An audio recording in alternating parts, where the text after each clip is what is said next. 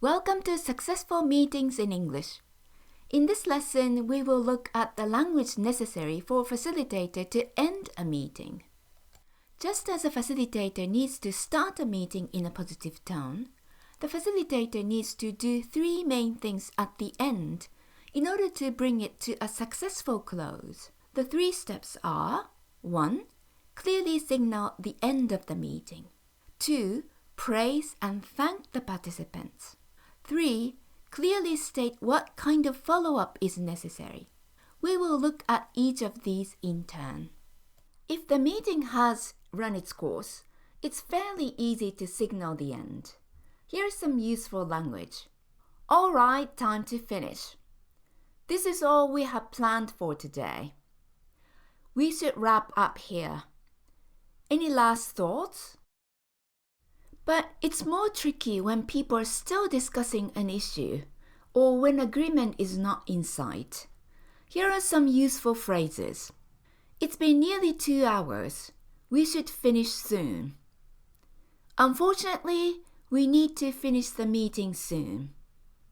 We don't have enough time today. We should stop now.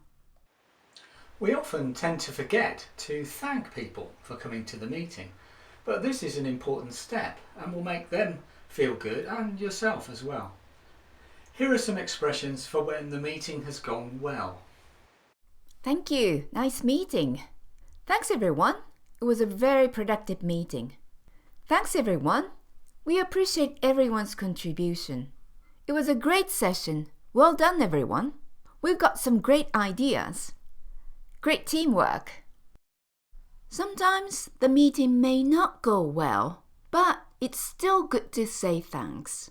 Here are some ways. It was tough, but you did really well. It was a challenging meeting, but thanks for trying so hard. Thanks for staying on task in a difficult situation. Thanks for your input. I know it was difficult, but I hope we can keep working together to find an answer. In addition to giving general thanks, it's always a good idea to single out specific people or perhaps groups for praise and acknowledgement. Here are some examples. I would like to thank Susan for preparing materials for today. We owe a huge success to Tom. Please give him a big hand. Great work, team. I feel such a positive energy working with you.